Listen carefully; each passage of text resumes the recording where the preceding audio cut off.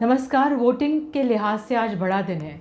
गुजरात की दूसरे चरण के लिए 14 ज़िलों की 93 सीटों के लिए मतदान हो रहा है, लेकिन साथ ही 5 राज्यों के 7 सीटों पर बाईपोल हो रहा है और घाटी की 2 सीटों जो डिस्ट्रिक्ट डेवलपमेंट काउंसिल है उसके लिए भी दोबारा मतदान हो रहा है।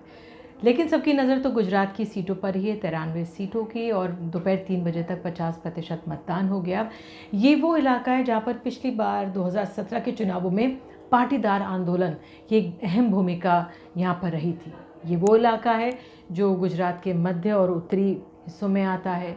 ये वो इलाका है जहाँ पर ओबीसी, दलित के साथ ट्राइबल्स जो हैं और पाटीदार तो हैं, इनकी अहम भूमिका है।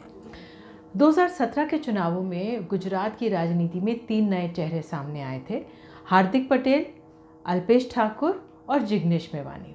हार्दिक पटेल और जो अल्पेश ठाकुर हैं, तब से काफ़ी कुछ बदल चुका है। ये लोग अब बीजेपी में आ चुके हैं।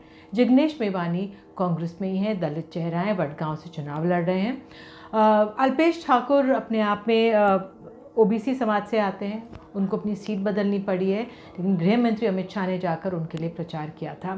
हार्दिक पटेल पाटीदार आंदोलन का अहम चेहरा रहे, लेकिन उन्होंने बीजेपी में जाना बेहतर समझा, और इस बार जब वो चुनाव लड़ रहे हैं तो जो पाटीदार कुछ नेता जो पूर्व उनके साथ सहयोगी थे, वो ही उनके खिलाफ एक तरह से गोलबंदी कर रहे हैं। अब कितना सफल होंगे हार्दिक पटेल, ये अहम सवाल रहेगा। साथ ही आपको बता दें, इस बार चुनावों में गुजरात की एक अहम जो एक फोर्स हम कह सकते हैं सामने आई है, वो है आम आदमी पार्टी की। अरविंद केजरीवाल ने धुआंधार प्रचार यहाँ पे किया है। जिस तरह से बीजेपी की पूरी चुनावी मशीनरी जान लगाकर प्रचार में लग जाती है, इस बार आम आदमी पार्टी ने उसी तरह प्रचार करने की अपनी कोशिश की है। दूसरी तरफ जो कांग्रेस है, उनके जो स्थानीय नेता हैं या अन्य राज्यों के जो मुख्यमंत्री हैं, वो वहाँ पर जाके प्रचार कर रहे हैं। जो एक तरह से गांधी परिवार की तरफ से यहाँ पे ज़्यादा सक्रियता नहीं देखी गई। राहुल गांधी अपनी भारत जोड़ो यात्रा में लगे हुए हैं, लेकिन एक दिन जो रेस्ट डे था वो आकर उन्होंने वहाँ पर प्रचार भला ही किया था। उन्होंने चुनाव की जिक्र नहीं किया।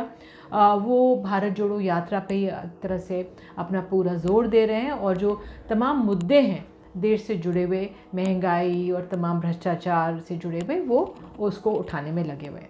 तो अब ये देखना होगा कि इस बार का जो मतदान प्रतिशत है वो कैसा होगा। पहले चरण में हम जानते हैं कि मतदान प्रतिशत इतना ठीक नहीं रहा, चुनाव आयोग को भी कहना पड़ा कि आप आगे निकल कर वोट दीजिए। तो दोपहर 3 बजे तक तो जैसे बताया 50% ही मतदान था। अब तो इंतज़ार है कि शाम 5 बजे तक कितना मत प्रतिशत रहता है।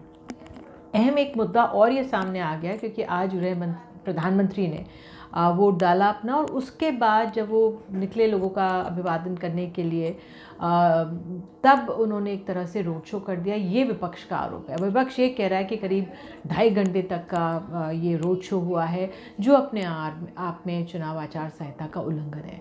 तो अब अहम होगा देखना कि आरोप प्रत्यारोप का दौर चलता रहेगा, चुनाव आयोग इस पर क्या कहता है, और जो 8 तारीख है जिस दिन नतीजे आते हैं, तो गुजरात की जनता का मत है वो सामने आ जाएगा। तब तक के लिए नमस्कार।